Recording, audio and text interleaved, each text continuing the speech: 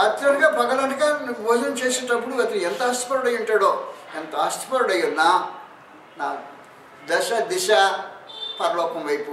ఆస్తిపరుడు అన్నమాట వాస్తవం. నేను మీ మధ్యలో మహారాజుగా ఉన్నమాట వాస్తవం, తాను ప్రవక్త అయినమాట కూడా వాస్తవమే.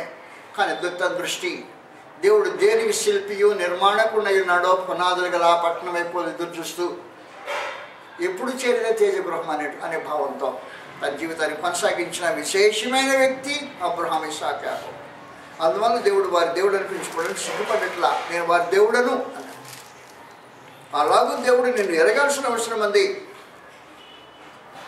దేవుని చేత ఎరుగుబడుట. అబ్రహాం ఎరుగుబడ్డాడు, ఇస్సాకు, యాకోబులు ఎరుగుబడ్డారు. వారు జీవించిన జీవన శైలి పేదవాడు కాదు. అబ్రహాం పిలిచినప్పుడు వెళ్ళాడంటే భార్య భర్తలు కొండ జట్టు కట్టుకుని ఇద్దరు బయలుదేరారు కాదు, అవసరమైన సమాచారం కాదు. తన యావదాశతో బయలుదేరే మనిషి. తన ఆస్తి యొక్క పరిస్థితి వివరించి మాట్లాడాడు. తన ఇంట్లో పుట్టి అలవరచబడిన 318 మంది సైనికులు ఇంట్లో మాకు ట్రైనింగ్, ప్రీచింగ్ ట్రైనింగ్ కాదు అది, మళ్ళీ చెప్తున్నా, ఆర్మీ ట్రైనింగ్, యుద్ధం చేసే ట్రైనింగ్ ఉంది మా ఇంట్లో. మా ఇంట్లో ఆర్మీ తయారవుతుంది. వారికి భోజన వసతులు, యుద్ధానికి సామాగ్రి ముందు యుద్ధానికి నడిపించిన మహా వీరుడు అబ్రహాం. అలాంటి మహనీయుడు భూమి మీద జీవించే శైలి ఎలా బ్రతికిందంటే, నేను యాత్రికుడు, పరదేశిని. దేవుడు దేనికి శిల్పి నిర్మాణకుడైనా పునాదులుగా ఆపట్టం అబ్రహాం చేర్చేస్తున్నాను. దాని గురించి మాట్లాడు. వారు ఏ దేశం నుండి వచ్చారో, ఎక్కడి నుంచి వచ్చారు? దేవుని దగ్గర నుంచి. మళ్ళీ ఎక్కడికి వెళ్ళడానికి? ఏ దేశంలో వచ్చారో ఆ దేశానికి వెళ్ళాలంటే తిరిగి ఆ దేశం జ్ఞాపకం రావాలి. ఆ దేశం జ్ఞాపకం రాలేదనుకో అక్కడ తిరిగి వెళ్ళేదానికి అవకాశం ఉండదు. ఒక పల్లెటూరులో నిజంగా జరిగిన సంఘటన ఇది. మధ్యాహ్నం స్కూల్ అయిపోయింది, ఉదయం స్కూల్ అయిపోయింది. మాస్టరు, తల్లిదండ్రి మాస్టర్లు ఊళ్ళో ఉన్నారు. ఆ పల్లెటూరులో వారు అద్దెలో ఉన్న ఇంటికి అక్క పసిపోన్న తీసుకొస్తా ఉంది భోజనం పెట్టడానికి. వారిద్దరు నడిచి వెళ్తూ ఉన్నారు. వెళ్ళేటప్పుడు వెనక నుంచి ఒక కోయిది, కోయ వాళ్ళంటే ఇక్కడ అలవాటు ఉంది, తెలుసో లేదో నాకు తెలియదు. ఒక కోయిది వెనక నుండి వచ్చింది. ఈ పిల్ల పెద్దమ్మ ఒక 12 ఏళ్ల వయసు ఉంటుంది. పిల్లని తట్టి చేతిలో ఒక స్వీట్ పెట్టింది. తమ్ముడు తీస్తే అడుగుతాడని నోట్లో వేసుకుంది కట్టికిన. తమ్ముడు తెలియకుండా నోట్లో వేసుకుని కాసేపటికి టెక్కెక్కింది. వెంట పెట్టుకున్న తమ్ముడిని తీసుకుని దూరం అయిపోయింది. ముందు నడిచిపోతుంది. కోయిద వెళ్ళిపోతుంది, కోయిదానంటే వెళ్ళిపోతుంది. వీడు ఏడుస్తున్నాడు. పసివాడు అంత దూరం నడితే స్పీడ్గా నడవలేకపోతే ఏడుస్తున్నాడు. ఏడుస్తున్న లెక్క ఇట్లా వెళ్ళిపోతా ఉంది. వీడి తక్కిన వాళ్ళు చూశారు. ఏంటి షిపోరా వెళ్ళిపోతుంది, అమ్మాయి పేరు షిపోరా. షిపోరా వెళ్ళిపోతుంది ఏంటి, తమ్ముడు వదిలిపెట్టేసి అనుకున్నారు. అంటే వెళ్ళిపోతుంది, కోయిద వెళ్ళిపోతుంది, ఆయన కూడా బయట వెళ్ళిపోతుంది. అసలు తాను ఎవరు ఏంటి పరిస్థితి మర్చిపోయాడు, సంపూర్ణంగా మర్చిపోయిన పరిస్థితి. ఏడ్చుకుంటూ ఉంటే స్కూల్లో ఉన్న హెడ్ మాస్టర్ వాళ్ళ తండ్రికి తల్లికి సంగతి అమ్మా మీ బిడ్డ వెళ్ళిపోయింది, పెద్దమ్మ వెళ్ళిపోయింది, వీడికి ఏడుస్తున్నాడు రోడ్డు మీద, కాబట్టి తీసుకొచ్చి అప్పగించామన్నారు. ఎంక్వైరీ చేస్తే వాస్తవానికి ఏం జరిగిందంటే ఆ కోయది దాంట్లో మొత్తు మందు పెట్టి బిళ్ళిచ్చింది. ఆ మొత్తం పెట్టి బిళ్ళ తిన్నది పిల్ల కోయదానంటే వెళ్ళిపోతుంది. ఏ దేశమో ఏ పరిస్థితో తెలియలా. ఈ రోజున వాస్తవానికి జనులు మొత్తం మంది వేసుకున్న కోయదాని బిళ్ళలు తిన్నవాళ్ళు. కాబట్టి ఏ దేశం నుంచి వచ్చారో అది జ్ఞాపకం రావట్లా. మరి ఎక్కడికి వెళ్ళాలో తెలియకుండా పోతుంది. ఎటు పోతున్నారో తెలియకుండా జీవితం కొనసాగించే విశేషమైన సమాచారం. కోయబ్ దాని మొత్తు పిల్లల యొక్క ప్రభావం ఎంతగా ఉందంటే ఏ దేశం నుంచి వచ్చాం మనం, ఎక్కడికి వెళ్ళబోతాం అనే జ్ఞాపకము జ్ఞానం మర్చిపోయిన పరిస్థితిలో ఎలా జీవించాలి అనే విధానం తెలియని మనకు దేవుడై ఉండడు, మనం ఆయన ప్రజలు ఇవ్వడానికి అవకాశం ఉండదు. కాబట్టి ఆ సంగతి మీకు అర్థమైతే మూడవ విశేషమైన సంగతి, ఎవరికి ఆయన దేవుడై ఉంటాడు. ఎవరికి దేవుడై ఉంటాడంటే ఈ భూమి మీద జీవించే దినాల్లో తమ యాత్రికులు పరదేశులు అనుకొని ఏ దేశం నుంచి వచ్చారో జ్ఞాపకం ఉంచుకొని తిరిగి వెళ్ళేదానికి మనసు కలిగిన వారికి దేవుడై ఉంటాడు. వారి కోసం ఆయన ఒక పట్టణం నిర్మించుకున్నాడు. అందువల్ల వారి దేవుడు అనిపించుకోవడానికి సిగ్గుపడ్డాడు. కాబట్టి దేవుడు నీ దేవుడై ఉన్నాడా, అది విశేషమైన సమాచారం. 4వ ప్రత్యేకమైన సంగతి గ్రంథంలో నేను వారికి దేవుడును వారు నాకు బిడ్డలు అనే విశేషమైన సంగతి గ్రంథంలో చూస్తాం. విసిగిపోతున్నారా? ఆపేస్తాను. ఈ చిన్న ఆఖరిది ఒకటి, ఈ చిన్న బిడ్డ అయితే వెళ్ళిపోతాం మనం కూడా. నేను కూడా వెళ్తాను మీతో పాటు. మీరు వేరే స్థలంలోకి వెళ్ళి ఇంకొక గ్యాదరింగ్ ఎదురు చూడాల్సింది. ప్రకటన గ్రంథము 21వ అధ్యాయంలో సమాచారం రాబడి ఉంది. నెంబర్ 4, ఎవరికైనా దేవుడై ఉంటాడు, ఎలాంటి వారు ఆయన ప్రజలై ఉంటారు. కాబట్టి మనం దేవుడని మనం చెప్పుకోవటం కాదు, ఎవరిని తన ప్రజలని దేవుడు చెప్పుకుంటాడు. అలాంటి కేటగిరీలోకి వస్తే సరి, లేకపోతే నీవు ఆయన ఆయన చేత ఎరుగుపడకపోతే ప్రభా నేను శాఖం రోజు డిక్లేర్ చేయబడతాడు, నేను ఎన్నడూ ఎరగను మిమ్మల్ని అనేస్తాడు.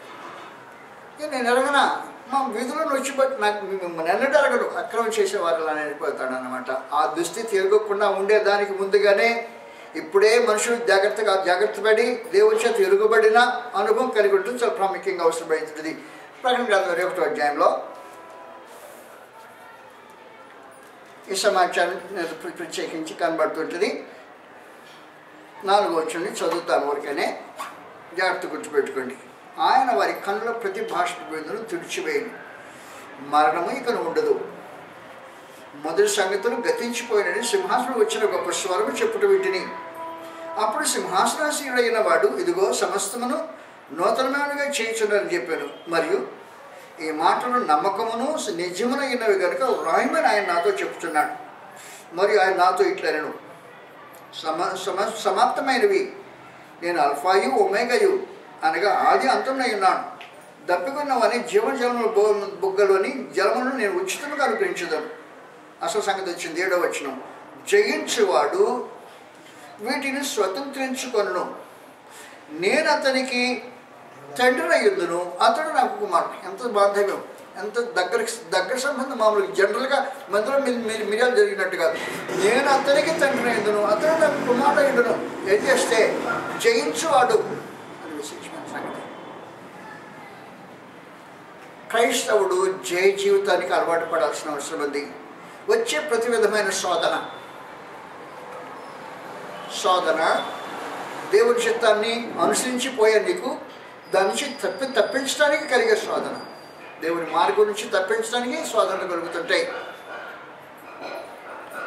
ఎదురయ్యే శ్రమ, అపనింద, అవమానం, కష్టం, బాధ, హింస ఇవి ఎదురవుతుంటే జయించుతో ముందుకు సాగిపోవటం అనేది జీవితంలో ప్రత్యేకమైన అవసరం ఉంది. అందువలన క్రైస్తవ జీవితము రోజా పూల పాన్పు కదది. రోజా పూల పాన్పు అయితే అనుకోవచ్చు, కానీ క్రైస్తవ జీవితం రోజా పూల పాన్పు కాదు. జయ జీవితాన్ని కోరుతున్న విశేషమైన సమాచారం. జయించువాడు. జయించాలి అంటే చెప్పాను కదా, శోధన మనుషుల్ని ప్రక్కదారికి లాగటానికి ప్రయత్నం చేస్తుంది, దేవుడి మార్గం నుంచి ప్రక్కదారికి రావడానికి. శ్రమ, బాధ, హింస, అవమానము, అపకీర్తి అనేకమైన దాంట్లో వస్తుంటాయి. అలా వచ్చినప్పుడు వాటిని జయించుకుంటూ ముందుకు పోవటం అనేది చాలా ప్రాముఖ్యమైన సమస్య. అలా జయించుకోకుండా పోతే మధ్యలో రాలిపోయేదానికి అవకాశం ఉంటుంది.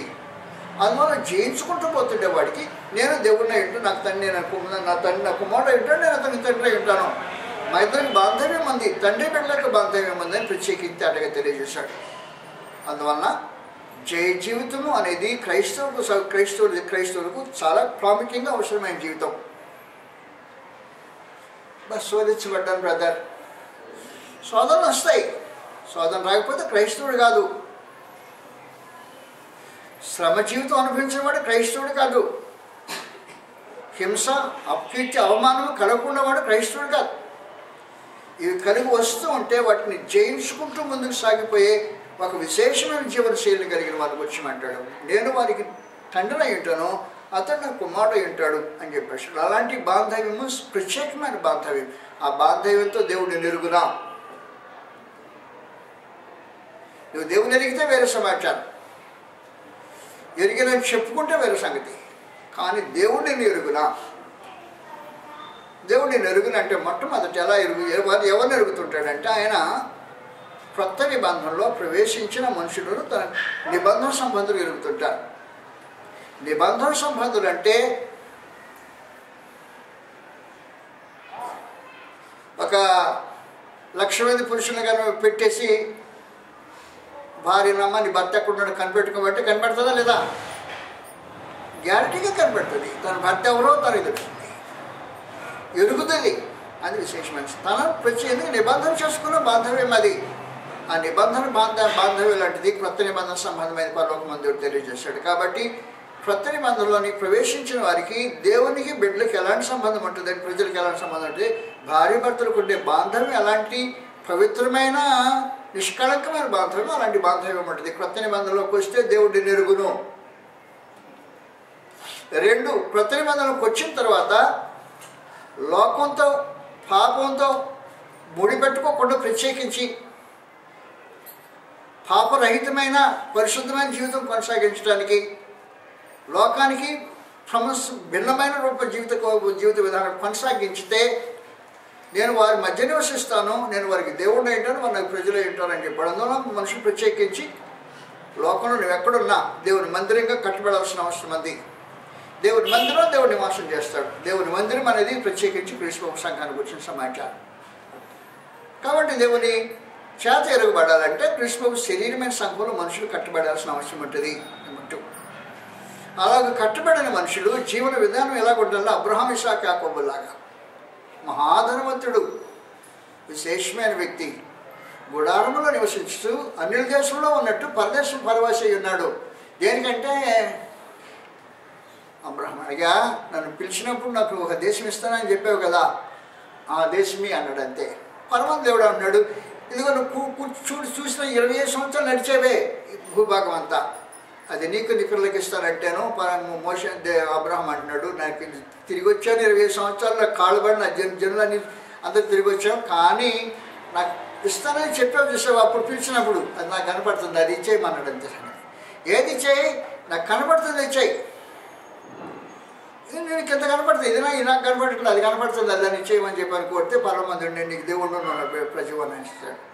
అలాంటి జీవన శైలి కావటం చాలా ప్రాముఖ్యంగా అవసరం. దేవుడి చేత ఎరగబడాలంటే యాత్రికులు పరదేశులుగా జీవితం కొనసాగించడం అవసరం.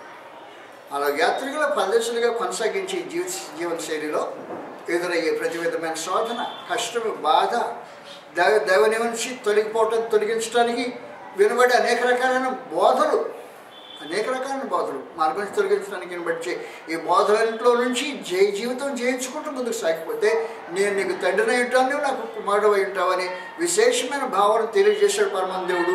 అలాగూ అంచేత ఎరుగబడితే ఆఖరి రోజున ప్రభువైన యేసు నేను ఎరిగిన వాడిగా అంగీకరించడానికి అవకాశం ఉంటుంది. లేకపోతే అక్రమం చేయవాళ్ళారా నేను మిమ్మల్ని ఎన్నడూ నిజంగా నేను ఎవరినో నీకు తెలియదా, నా వాడిగా నాకు తెలియదు, నేను నీవంటే నాకు తెలుసు కానీ నా సొంత వాడిగా నీకు తెలియను, నేను ఎరగను అనే ఆ భయంకరమైన పరిస్థితి రాకముందు మనం ఈ సంగతులు జాగ్రత్తగా ఆలోచించేవాళ్ళని మత్తయి సువార్త 7వ అధ్యాయంలో ప్రభువైన యేసు తెలియజేసిన ఈ మాటలను ఆలోచన చేసి ఈ సంగతిని ముగించేసుకుంటాం. మత్తయి సువార్త 7వ అధ్యాయంలో 7వ అధ్యాయంలో మనుషులు ప్రభు కోసం ఏం చేశారో చెప్తున్నారు. మత్తయి సువార్త 7వ అధ్యాయం 21వ వచనం నుండి ప్రభువా ప్రభువా అని పిలిచి ప్రతివాడు పరలోక రాజ్యంలో ప్రవేశింపడు కానీ పరలోకమందున నా తండ్రి చిత్త ప్రకారం చేయబడి ప్రవేశించును. ఆ దినమున అనేకులు నన్ను చూచి ప్రభువా ప్రభువా నీ నామం మాకు తెలుసు, నీ నామమును మేము ప్రవచింపలేదా, నీ నామమును మేము దయ్యమును వెళ్ళగొట్టలేదా అంటారంట. నీ నామంలో అనేకమైన అద్భుతములు చేయలేదా అని చెప్తారు. చెప్తే ఆయన ఏమంటాడు, అక్రమం చేయవాళ్ళారా నేను మిమ్మల్ని ఎన్నడూ ఎరగను. ఏంటి ప్రభువా నీ నామంలో కదా మేము చేసింది, నేను ఎరగను మిమ్మల్ని. నేను ఎరగాలంటే 4 ప్రత్యేకమైన కండిషన్లు. 1 క్రొత్త నిబంధనలు ప్రవేశించి ఉండాలి. 2 పరిశుద్ధమైన జీవితం, లోకానికి భిన్నమైన పరిశుద్ధ జీవితం జీవించి ఉండాలి. అలా క్రీస్తు ప్రభు శరీరమైన సంఘంగా కట్టబడాలి.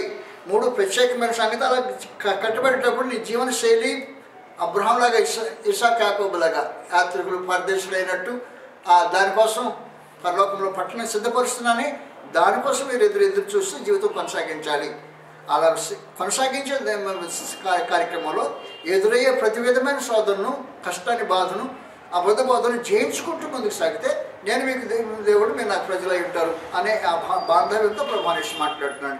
ఎన్నడూ ఎరుగను అక్రమం చేయవాళ్ళ, ఆయన ఎరుగనని నెట్టేస్తే నువ్వు దాన్ని మార్చగలిగిన వాడు ఎవరు ఉండడు అనే సంగతి గుర్తించి దేవుని ఎరగటం మాత్రమే కాకుండా దేవుని చేత ఎరుగుబడిన జీవిత అనుభవం కలిగి ఉండాలని ప్రభానేసి క్రీస్తు వారి పేట మీకు మనవి చేస్తూ ముగిస్తున్నాను. నమస్కారం.